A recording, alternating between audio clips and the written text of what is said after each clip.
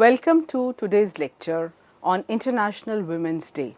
Presently, we are discussing the issue of gender equality for a sustainable tomorrow. The United Nations observance of International Women's Day is 8th March. The theme for this year's observance is Gender Equality Today for a Sustainable Tomorrow. The year 2022 is pivotal for achieving gender equality in the context of climate change and environmental as well as disaster risk reduction, which are some of the greatest global challenges of the 21st century. Without gender equality today, a sustainable future and an equal future remains beyond our reach.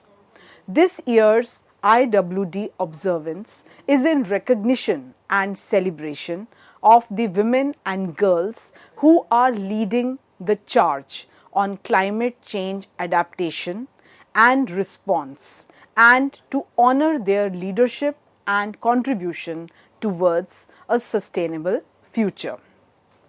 The theme for International Women's Day 2022 is Gender Equality for a Sustainable Tomorrow, recognizing the contribution of several females world over who have played a very important role in attaining this.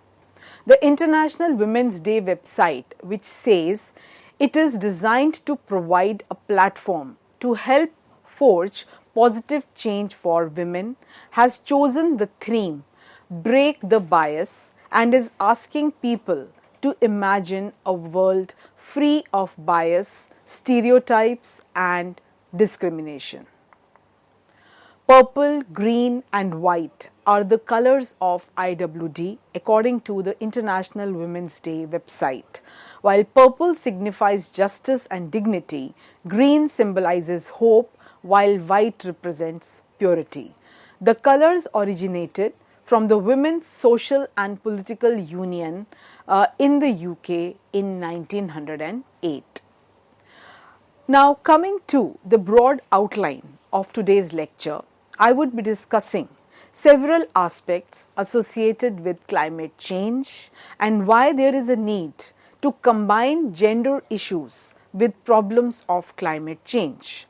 What are the impacts of climate change on gender and why women are essential to climate solutions. As we all know that the world today is facing an acute problem of global warming, where the radiation, the threat of radiation and heat that is being emanated and the depletion of ozone and the harmful effect it has is increasing day by day, and because of this problem, so many other vagaries associated with changes in weather and disruptions in the normal cycle of monsoon, rainfall, etc. are happening world over. The problem is that climate change is not gender neutral and it impacts women far more and far more aggressively than it impacts men the world over. So, gender inequalities remain pervasive in most of the world, which is going through the climate change. Of the 1.3 billion people living in the deepest levels of poverty worldwide, the majority are women, that is around 70%. While women work 2/3 of the world's hours, women produce half the world's food. In rural areas, women produce 60 to 80% of staple crops, and yet women earn only 10% of the world's income and own less than 2% of property. And the climate change is further worsening gender inequities that we have just mentioned. So, what is appearing is feminization of poverty, and gender divisions of labor. Clear differences in how climate change impacts women and men and their respective capacities for coping with the vagaries of nature. So, existing conditions and existing discrimination determines who is most impacted by natural disasters. The impact of climate change on women is very callous because the most important responsibility, that is the upkeep of the family, provision of water, provision of fuel, gathering of food by the poor household, all this falls on the shoulder of women. So, when the water table declines or when the nearby pond dries or when there is no more supply of water in the nearby well, the woman of the family or the girl child of the family have to walk several kilometers to fetch pails of water. So, climate change exacerbates the cycle of poverty, and this cycle of poverty further reduces the time that is available for the girl child to get educated or to indulge in income generating activities. So, therefore, it is a vicious cycle, and this vicious cycle of poverty gets further exacerbated due to declining levels of water, non-availability of fuel nearby, and further makes life very, very difficult for women. Women have been adapting to swift environmental changes for decades because they have extreme adapted capacity. Climate change introduces a new constraint, however, on their capacity to adapt every now and then. So, therefore, a question that arises here is that why women are essential as an entry point in any discussion around environmental protection or sustainability, because women's coping ability is often a measure of their community's capacity to adapt. Women are the first to find potable water during a prolonged drought. For example, Wangari Maathai successfully implemented the Green Belt movement, now one of the leading worldwide climate change projects. So, what we need today is a global policy framework that can include the issues of gender as well as climate change in a positive manner. Every major global agreement now includes a gender component. For example, United Nations Charter 1945, Universal Declaration of Human Rights 1948, Convention on the Elimination of All Forms of Discrimination Against Women 1979, then Convention on Biodiversity, World Conference on Human Rights 1993, or Convention to Combat Desertification 1994. These were some very important policy documents. Then the Beijing Platform for Action 1995, Hyogo Framework for Action 2005. In all these policy documents, the aspect of gender and the role, the positive role played by women was very well incorporated. So, the need of the hour is seeking a rights-based, gender-sensitive approach to climate change decision making, financing, and implementation of activities, challenging market-based solutions, and mobilizing women as leaders. And this is exactly what International Women's Day 2022 is also striving towards. So, what we need is some kind of a national advocacy project in which there is partnering with women's organizations, environmental and development organizations, government representatives, and to incorporate gender into climate change policies, especially adaptation plans as well as implementation of activities. So, on the whole, what we need is women in governance for climate change, and this can be done only if we identify women leaders and ask them to make a commitment to gender and climate change in their own respective fields. And for this, Manila Declaration for Global Action on Gender in Climate Change and Disaster Risk Reduction has been instrumental. There is a need to challenge the dominant approach to climate change adaptation and mitigation that only prioritizes market-based solutions, because market-based solutions make society and especially poor people, the marginalized, more and more vulnerable, while only thinking about the benefit of the rich and the powerful. So, what we need is equitable financing for climate change.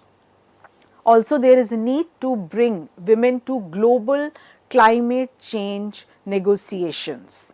The GGCA was formed in 2007 after the Bali talks with IUCN, UNDP and UNEP to ensure that climate change policies, decision making and several initiatives at the global, regional, national and local levels are gender responsive. So, by learning such lessons from several national projects and also global projects, some very positive outcomes, especially in the field of decision making, were highlighted. So, a very important statement that was made recently was that women should be seen as the custodians of the environment. And this approach stresses the potential of females' roles as day-to-day administrators of natural resources, with analysis being carried out mainly at the micro-social level.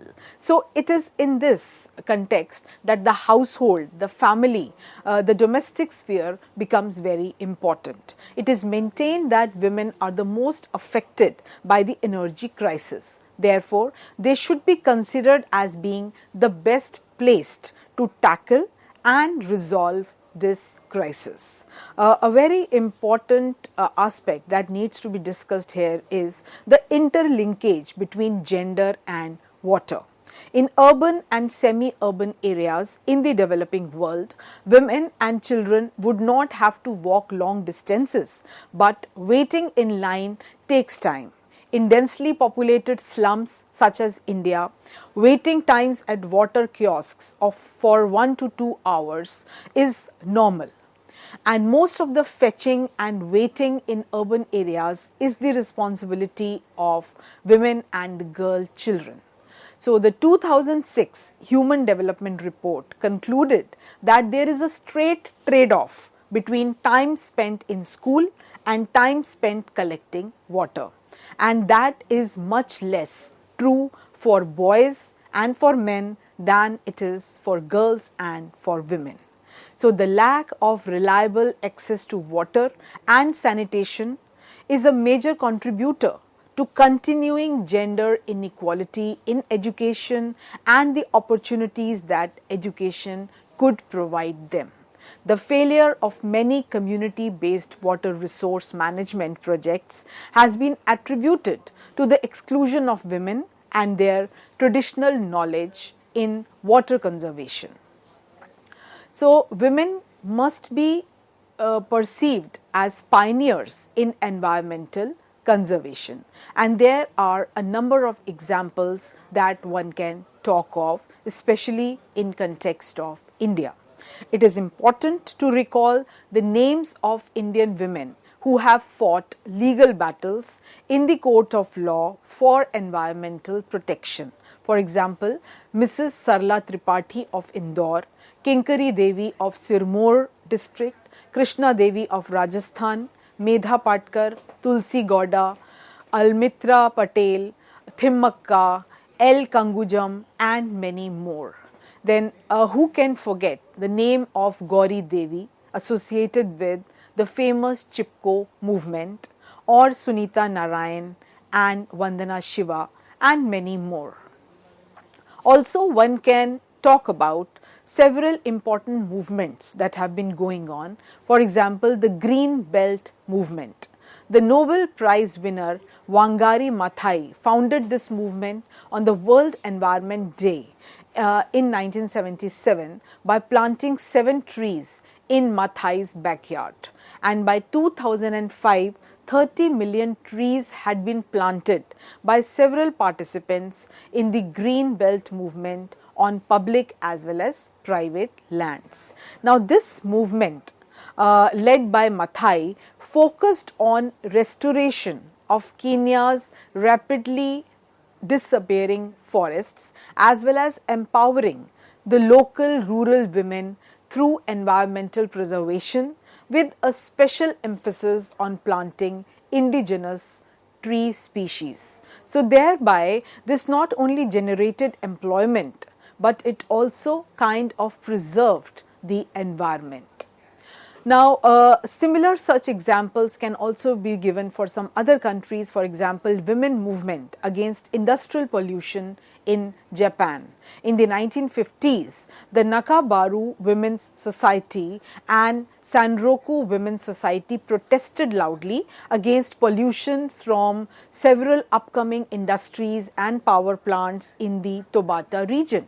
And women started to raise their voices in opposition, and they also organized a very powerful movement which resulted in major pollution prevention measures that were taken by the local government and corporations. Now we move on to the next important part of our lecture, and that is a discussion on sustainable development goals. The Sustainable Development Goals were adopted by UN in 2015 with 17 goals and 169 targets. India is signatory of the UN resolution and committed to implementation of SDGs. They came into effect from 1st January 2016, and the time period that has been earmarked for attainment of SDGs was from 2016 onwards till 2030. These basically address 3 dimensions of development, that is social, economic and environmental. Therefore, it is very important to discuss them on International Women's Day. Goals 1 to 6 address social development, while goals 7 to 11 address economic development, and goals 12 to 15 focus on environmental issues. So there has been a shift from MDGs to SDGs. While the MDGs had to be attained from 2000 to 2015, they were largely focusing on promoting gender equality, empowering women, improving maternal health. And the Sustainable Development Goals that have to be attained between 2016 to 2030 focus on again achieving gender equality and empowering women and girls, because this is something that has yet not been attained. The vision that one can talk about associated with SDG is the new agenda, is a promise by leaders to all people everywhere. It is a universal, integrated and a transformative vision for ending poverty and to attain a better world. It also has an agenda for shared prosperity, peace, partnership, a common home, and making our planet more livable with sustainable goals. It conveys the urgency of climate action. It is rooted in gender equality and respect for the rights of all. Above all, it pledges to leave no one behind, as was stated by ex-Secretary General United Nations Ban Ki-moon. The SDG agenda largely relates to 5 Ps, that is people, planet, prosperity, peace, partnership. And having stated this, let us now see where is India situated as far as SDGs are concerned.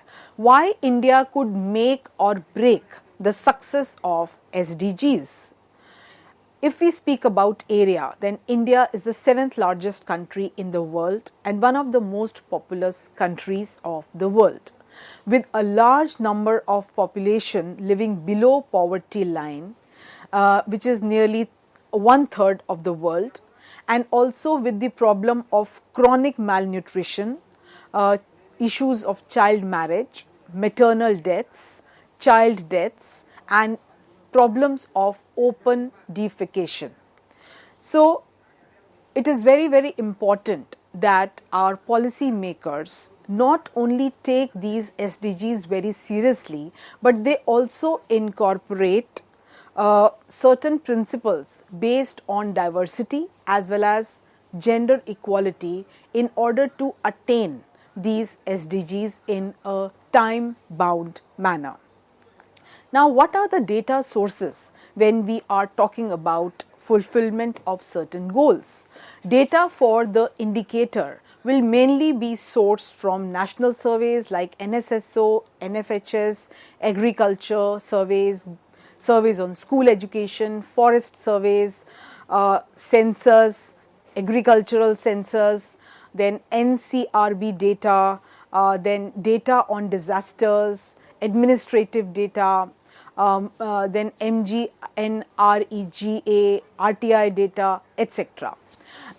One can also highlight how the country has been experiencing some successful national programs and several initiatives aligning with SDGs like Mahatma Gandhi National Rural Employment Guarantee Program or National Rural and Urban Livelihood Mission, Pradhan Mantri Jan Dhan Yojana, National Food Security Mission, National Health Mission, National Education Mission, then Beti Bachao Beti Padhao, Swachh Bharat Mission, National Rural Drinking Water Program, Pradhan Mantri Gram Sadak Yojana, then Pradhan Mantri Krishi Sanchai Yojana, Pradhan Mantri Ujjwala Yojana, National Mission for a Green India, and many more. So, what has been the guiding framework for SDG planning? A question that arises is that who are the most deprived, okay, and to which strata or to which section of the society do the most deprived belong? So, if we take into consideration these questions and if we try to analyze various issues that are associated with the aspect of planning, implementation, policy initiatives, only then one can envision or one can think about successful implementation of various schemes. Also, what is needed is that most of these schemes do not only remain on platter or in the planning stage, but they are also implemented with the initiative of grassroots participation as well as management issues which deal with the problem of wastage and stagnation, because what we see is that most of children, especially the girl child, they get enrolled, but by the time they attain puberty or at the onset of puberty, due to problem of sanitation, due to problem of safe drinking water or toilet facilities, or due to sexual harassment. There is the issue of wastage and stagnation in education. So children just drop out. They stop going to schools from post-middle sections onwards, and this is a trend that has been reported time and again by several data statistics also, that how from the age of 13 to 14 years families stop sending their children to the girl child to schools, and either it is the reason behind is poverty, or the reason behind is lack of safe drinking or toilet facilities, or there is harassment of some kind or another, or there is the issue of child marriage, which is still rampant. So while today we are talking about issues like sustainable development, and we are talking about issues like gender equality, we must analyze as to how India could make or break the success of sustainable development goals. Because unless and until the 7th largest country in the world is able to attain some basic targets of providing education and other basic facilities to all sections of society, we cannot really think of making change happen in the world. Thank you.